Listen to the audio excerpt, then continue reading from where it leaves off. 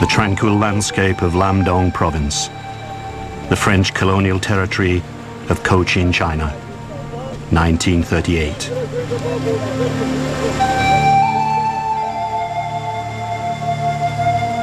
Cochin, China is part of the French Empire in the east, a colony they call Indochine.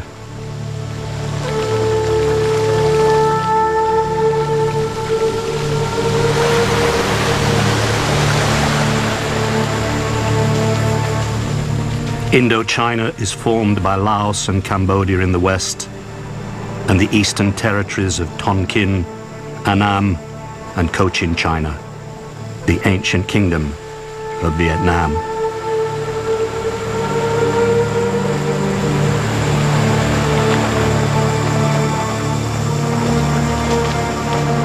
Fiercely independent, after successfully resisting invasions from China for centuries, the native peoples have been living under French rule for over 50 years.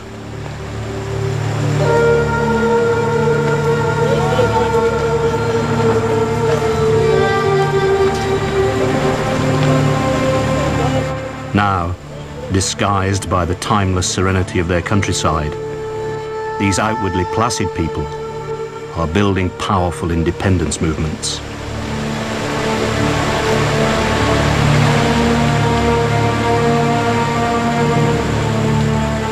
Almost 40 years of desperate struggle and appalling suffering will follow.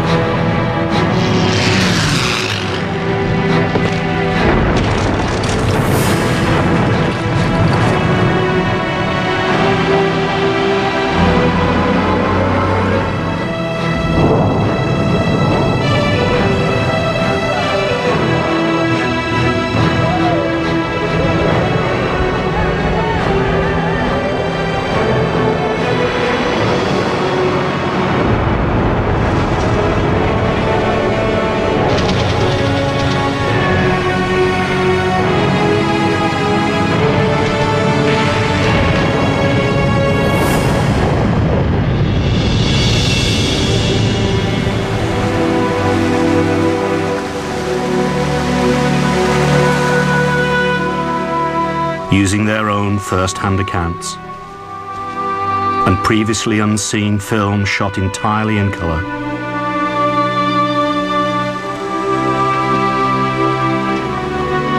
this is their story.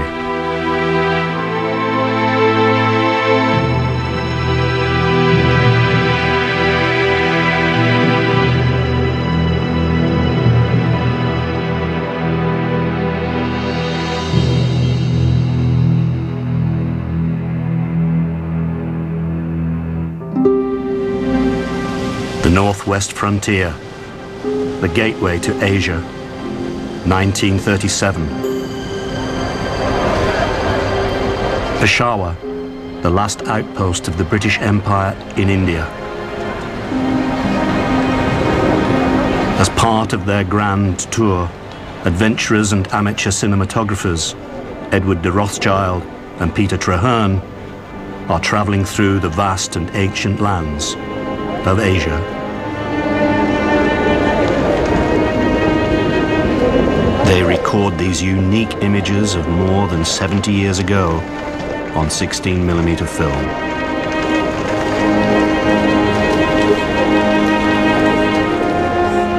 They have never been broadcast before.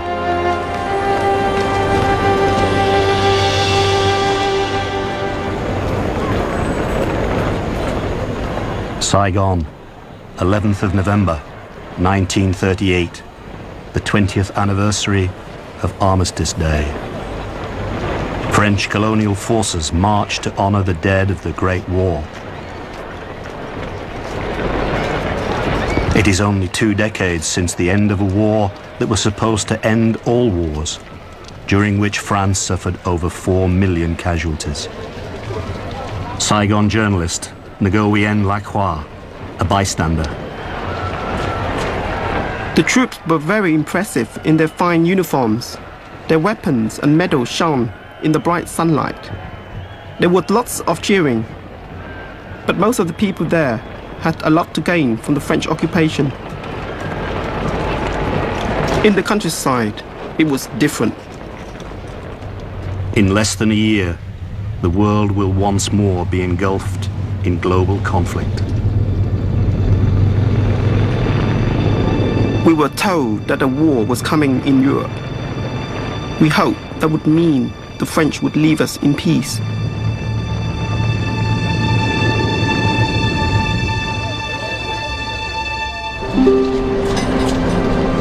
Saigon has all the trappings of the colonial good life. But the French authorities treat dissent ruthlessly. Ngo Vinh Long, raised in the Mekong Delta in the south of the country, remembers his childhood under French rule. The French made routine patrols and killed many Vietnamese. They dumped their bodies in the river. Every time I went down to get water, I saw floating corpses. I hated the French. My father said, we shouldn't hate the French, only French colonial policy. The remote villages in the mountains and jungles are fertile recruiting grounds for the nationalist cause.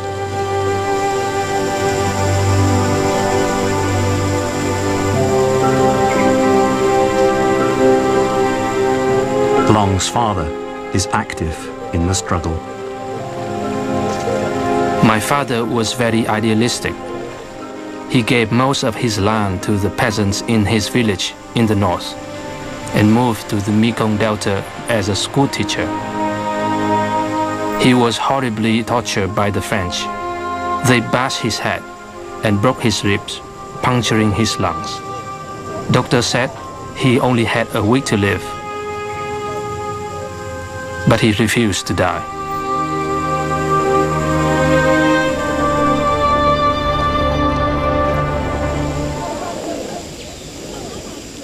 Fort Puplek, a French fortification in the Kratai district of southeast Cambodia, 1938.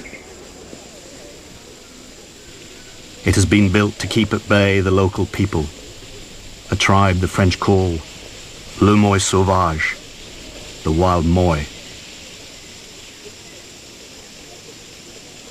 The Western colonial powers espouse the virtues of liberal democracy, so many nationalist movements look to communism for ideological support, especially the Marxist-Leninism of the Soviet Union.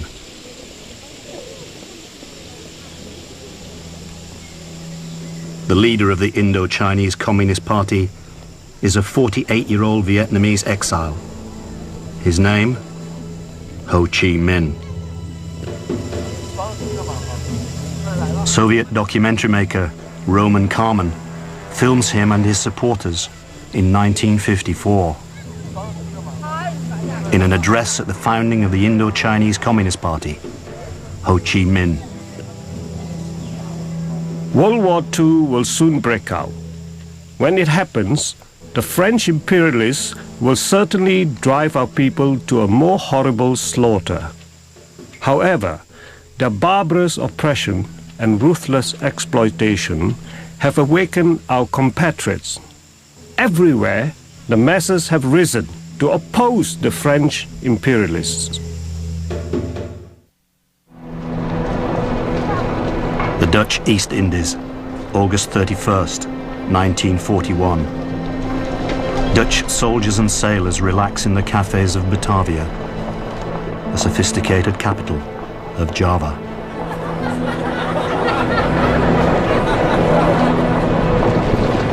But all is not as it seems. Dutch troops parade defiantly, despite the fact that their homeland has fallen to the German army. The Nazis are rampaging across Europe. Japan has occupied large parts of China, and its imperial forces are massing for a huge attack in the Pacific and Southeast Asia. The world will never be the same again.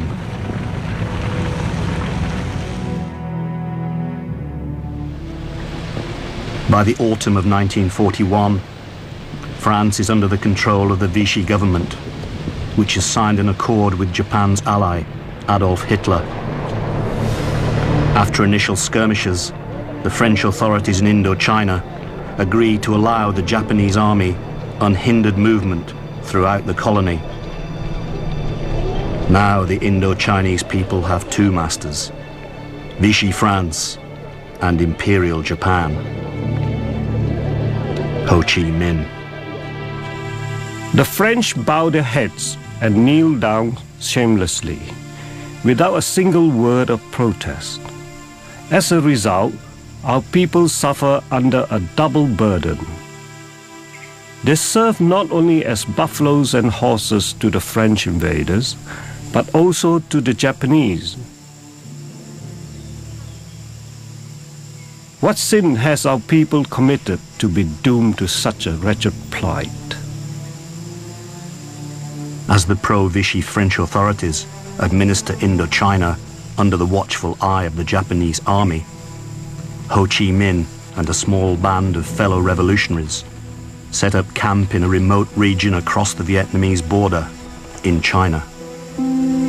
One of them is a 29-year-old intellectual, Vo Nguyen Giap.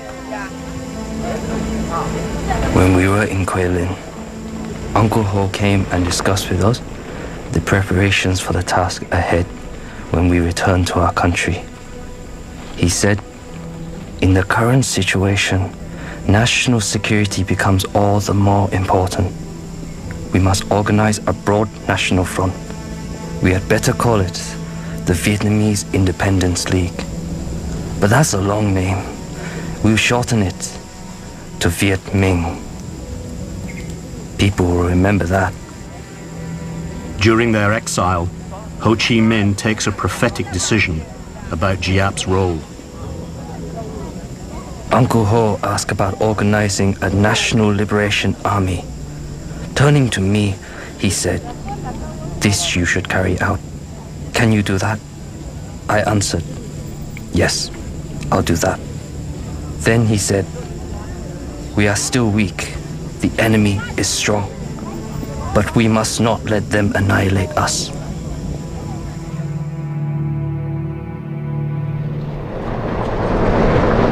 By 1942, following the Japanese attack on Pearl Harbor, the only parts of Asia and the Pacific not under Japanese control are the British stronghold of India and the territory in China controlled by Chiang Kai-shek's anti-communist Chinese nationalists. Burma becomes the crucial battleground on the Asian mainland. If the Allies can reopen the supply lines between India and nationalist China, the Japanese will have to deflect troops and material away from the war in the Pacific.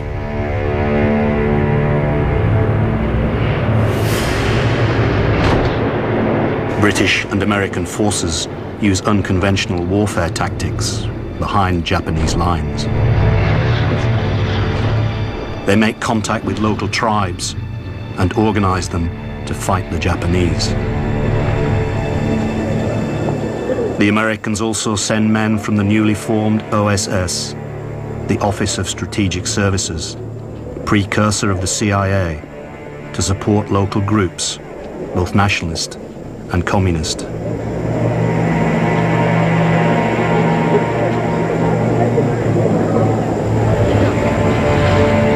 In return for intelligence, an OSS group, codenamed Deer Team, supply Ho Chi Minh's Viet Minh with weapons and training. Ho Chi Minh.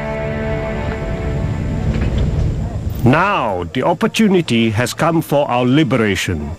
The Japanese are bogged down in China.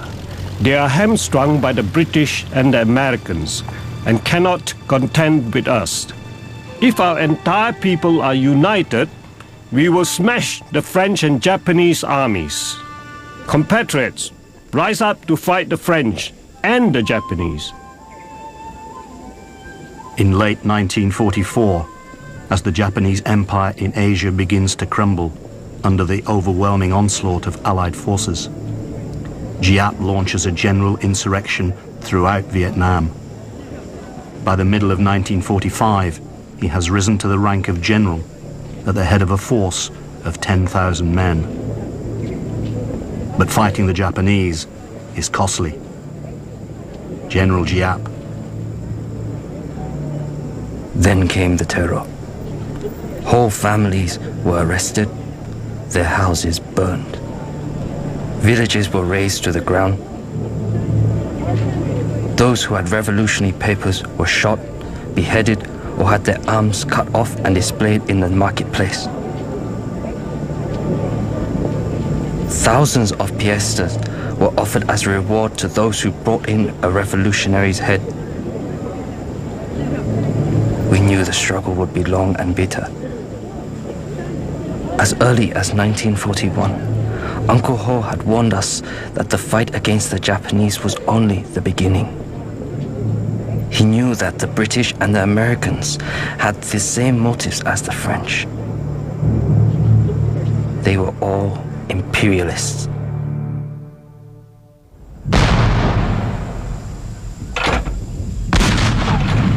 An OSS training camp in Burma at the end of the war.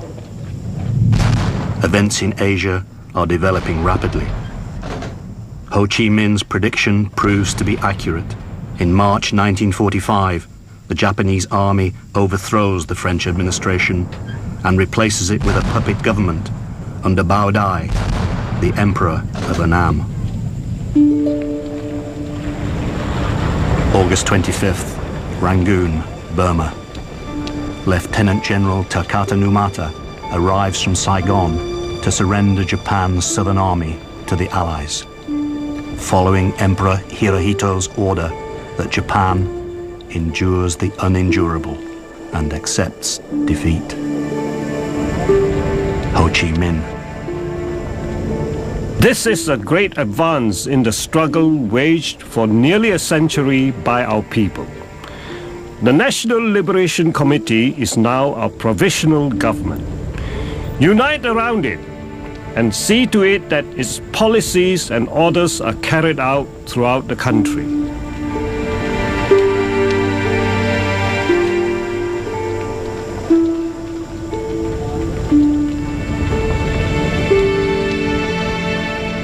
As the Viet Minh moves to take control of the country, Allied troops arrive, Chinese nationalists in the north and British in the south. Saigon, September 6th. Allied prisoners of war and French internees are released by the British.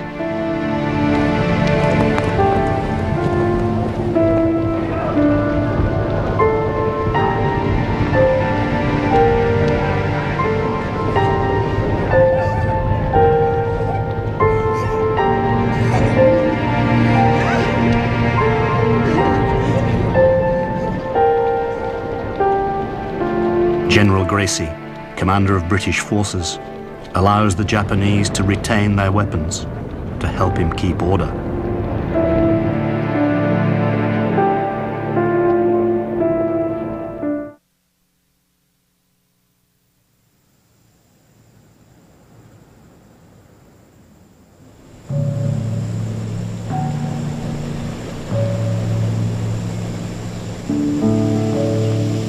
With a revolutionary government in control in many parts of the country, reprisals begin against those who are thought to have collaborated with the French and Japanese.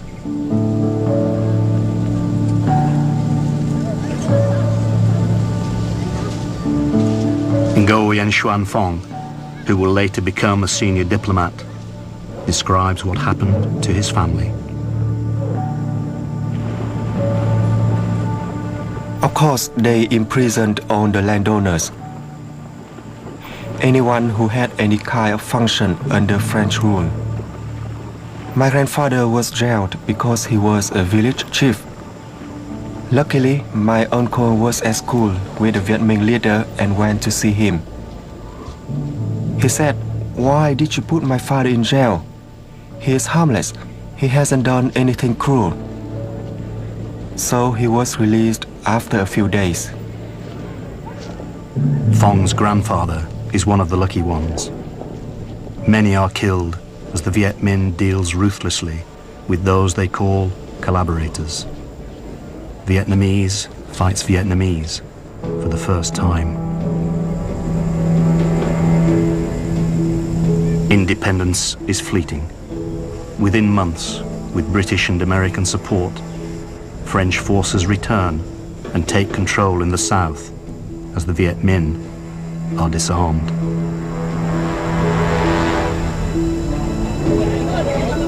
In the north, Ho Chi Minh's forces are unable to prevent lawlessness by the Chinese Nationalist Army. He has little choice but to ask the French to return to restore order. Once again, Indochina is ruled from Paris.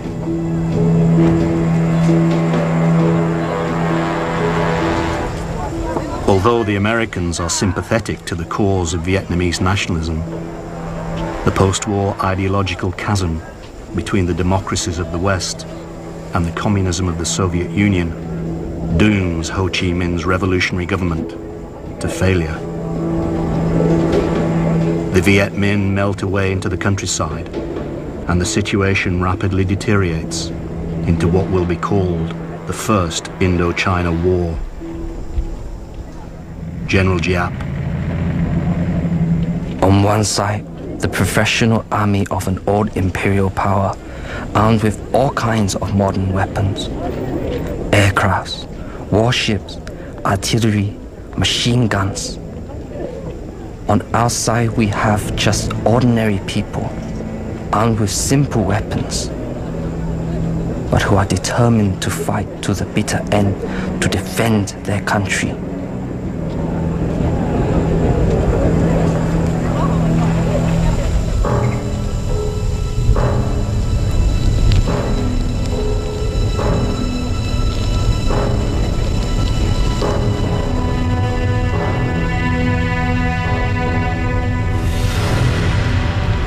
Although Giap's tactics gradually erode French control in the countryside, its weapons still possess frightening power.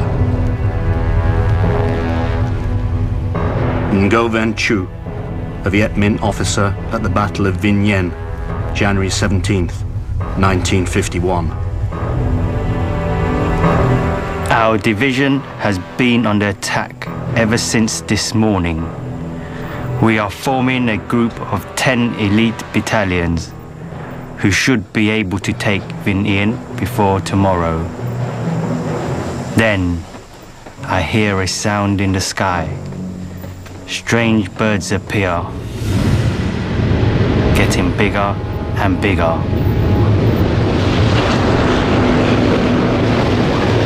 Aeroplanes. I order my men to take cover from the machine guns and bombs, but the planes dive without firing. Then hell opens up before my eyes. Large egg-shaped canisters drop from the planes and immense sheets of flame, extending for hundreds of meters, strike terror in the ranks of my soldiers. This is napalm, the fire that falls from the skies.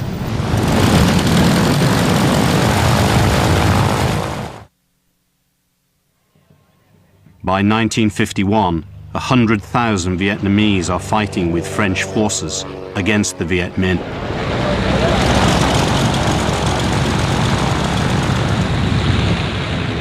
March 1953, Saigon. Marshal of France Alphonse Juin and Commander of French forces in Indochina, Raoul Salin, greet US General Mark Clark, United Nations Supreme Commander in the Far East. Also present is Chief of Staff of the Vietnamese Army, Nguyen Van Hin. General Giap. The French are now falling in with the Americans, and using their money and equipment to establish national armies. And so, France is beginning to turn over Indochina to the United States.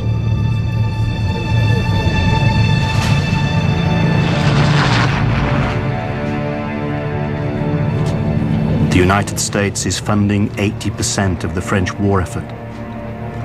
The Viet Minh's resources are coming directly from the Soviet Union and Mao Zedong's new communist regime in China.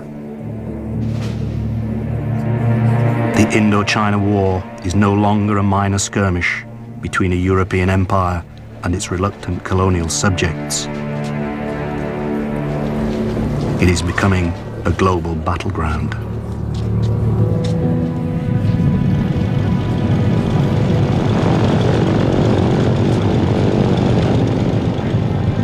In May 1953, the French replaced General Salin with General Henri Eugène Navarre.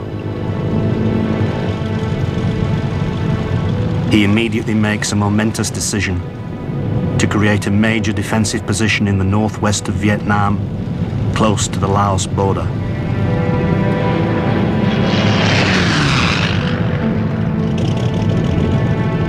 He chooses a small settlement on the strategic route between China, Laos, and Vietnam, occupied by the Thai tribesmen who are still loyal to the French.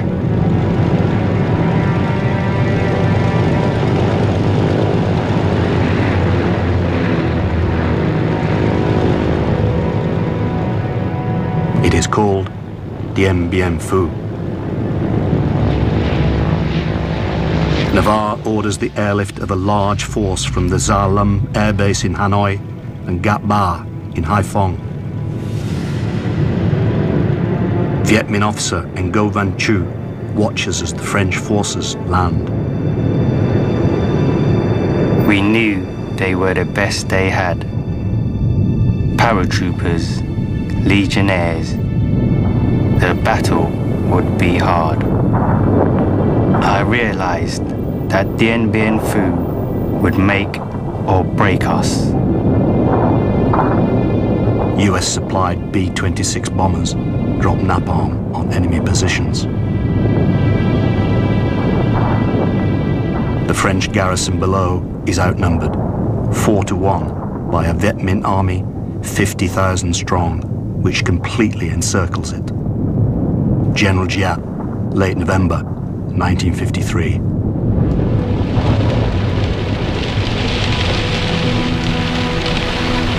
Our scouts at Dien Bien Phu send daily reports. The enemy is parachuting in soldiers, weapons, and a huge amount of barbed wire. They are industriously repairing the old Japanese airstrip. The French generals have announced, this is not a raid. We have taken this place, and we intend to stay. So be it.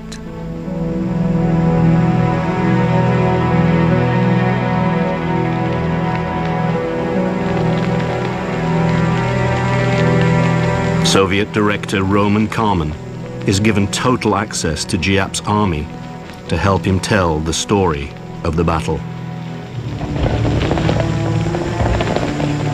The French have made a critical error, assuming that Dien Bien Phu is safe from attack by heavy armor and artillery.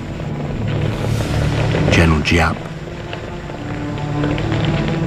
I ordered our 351st Engineering Artillery Division to toil day and night to widen the 82-kilometer trail to Dien Bien Phu for our motorized vehicles. Then they built a 15-kilometer track through the mountains so we could haul our artillery to the front by hand. The French appoint Colonel Christian de Castries as commander of Dien Bien Phu. The battle that will be remembered by the veterans as 55 days of hell will soon begin.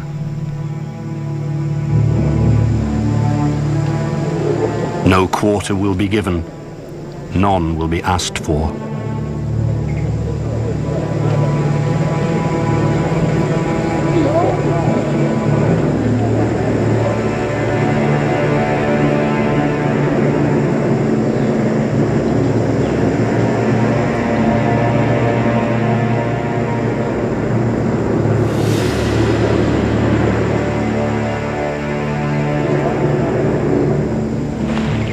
Gao Xuan Nha, a Viet Minh officer.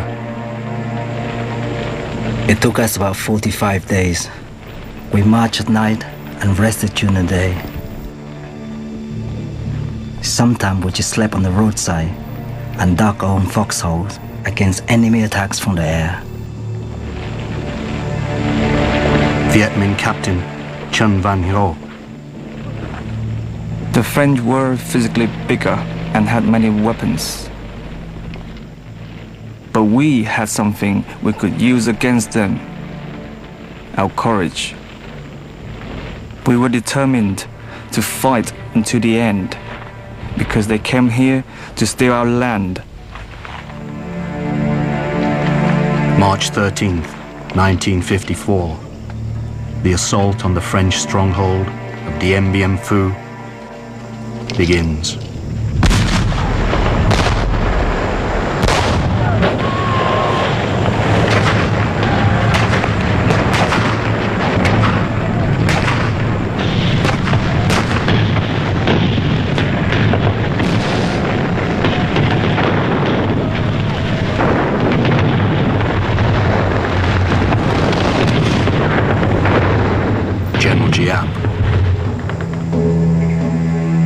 The French could not resolve the threat to their airfield. Their porcupine defense had lost a vital element: its strength in the air. They could only reinforce their units with parachute drops, and they could not get their wounded out. Their camp had only 40 beds in its medical unit, and they had already hundreds of wounded. This was the French command's nightmare. Amid gruesome scenes, reminiscent of the trench warfare and mass infantry attacks of the First World War, the death toll rises.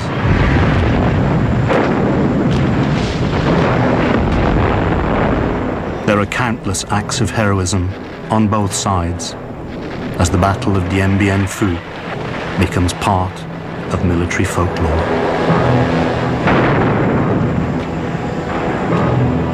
It also becomes a glorious victory for the Viet Minh and a shameful defeat for the French.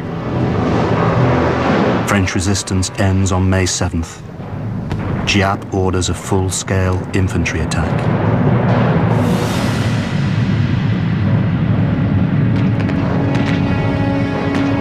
De Castries radios Colonel Cogny at headquarters in Hanoi.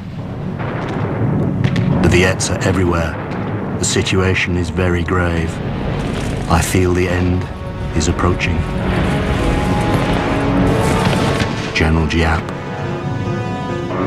Tonight, we will attack the Porcupine's Eye and finish it off.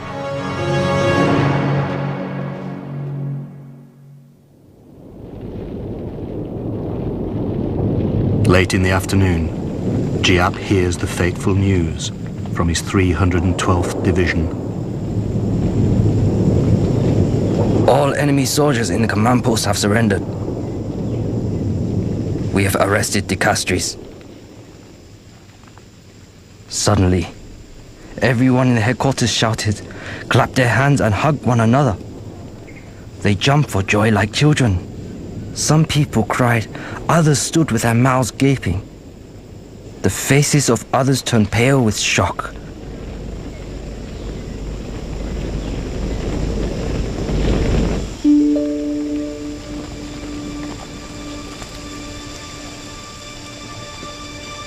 French commander De Castries, who has been promoted to Brigadier General during the battle, becomes a prisoner of war.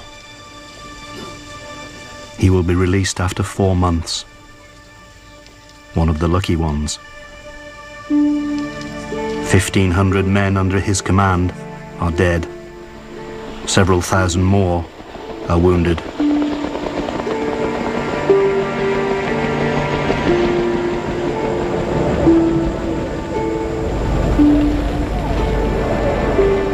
The Red Cross evacuates a fortunate few hundred of the Viet Minh's 10,000 prisoners. But most are force-marched to prisoner of war camps hundreds of kilometers away. Less than 4,000 will survive to be repatriated to France.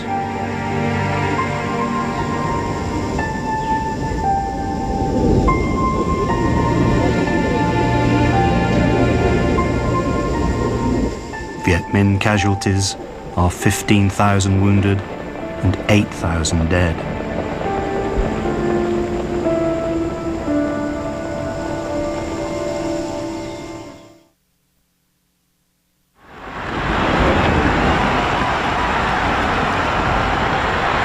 Victory at Dien Bien Phu creates a wave of euphoria across the country. Ngoc Anh Vu, a civil servant in the French administration.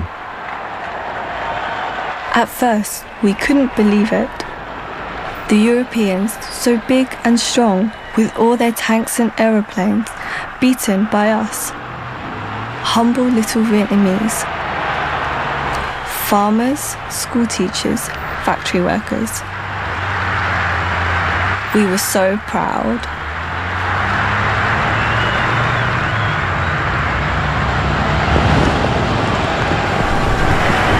With the red flag of revolution flying proudly to mark the Viet Minh victory, the West's anxieties about the march of communism are reinforced, especially in the aftermath of the Korean War.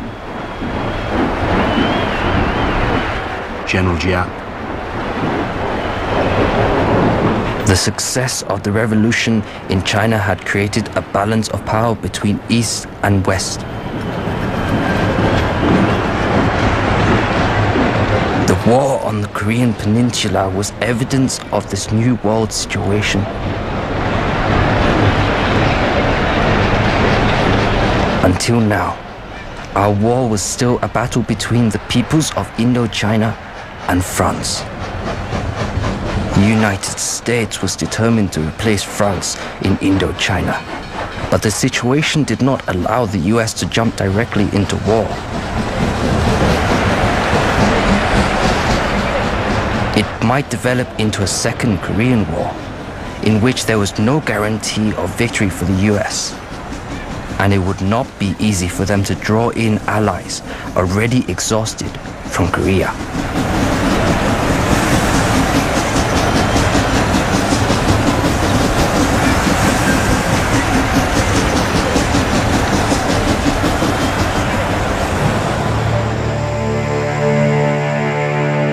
Compromise is reached at the Geneva Conference and signed on July 21st, 1954.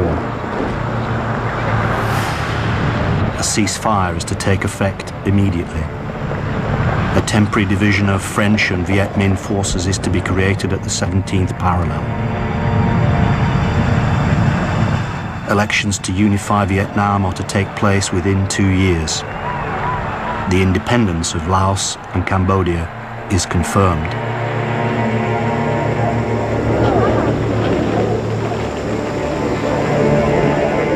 After decades of colonial rule, the French leave Indochina.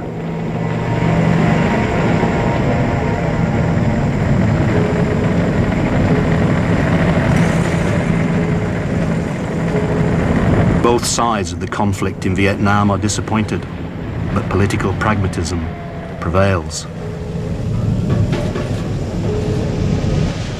General Giap. We needed a time of peace. We needed an area with a capital, a seaport and an airport to consolidate the fruits of our revolution and to prepare our forces to strive for complete independence and unity in the future. The United States supports the appointment of Ngo Dinh Diem as ruler of the new South Vietnam. Diem takes control of the French colonial army, the Army of the Republic of Vietnam, the ARVN.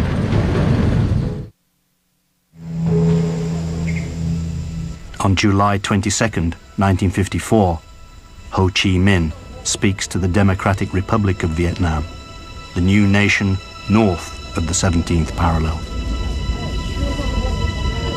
We have achieved many glorious victories. We have achieved this great victory.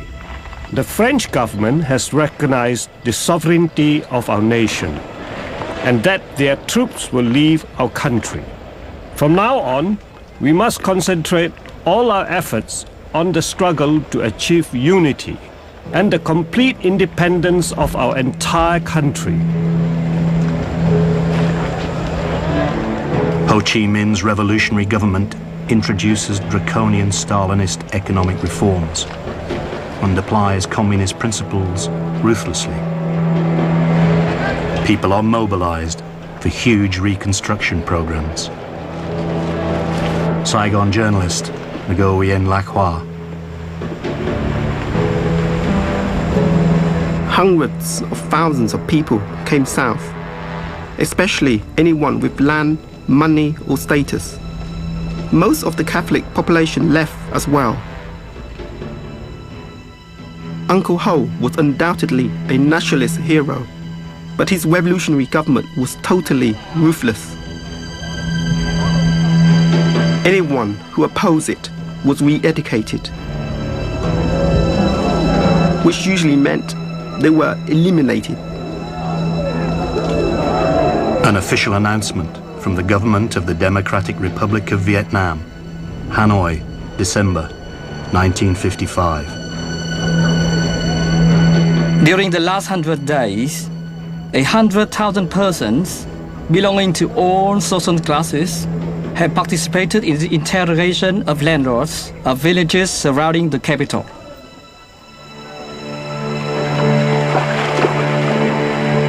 The South is also suffering widespread social upheaval and violence. Nguyen Lac Hoa. We had our own problems in the South. Violence from competing religions and organized crime. But Diem stamped it out. He got rid of Emperor Bao Dai and made himself head of state, and with the help of the Americans, imposed his regime on the South.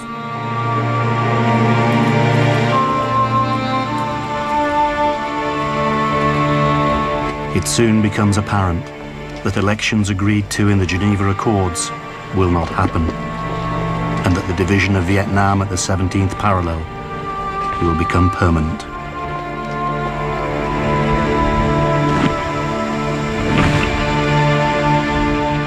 A bastion of communism, allied to the Soviet Union and China, stares across the divide from the north. In the south, a bulwark of the West, sponsored by the United States, glares back.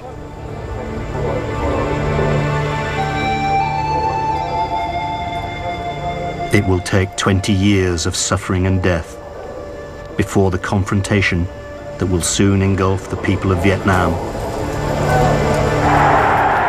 comes to an end.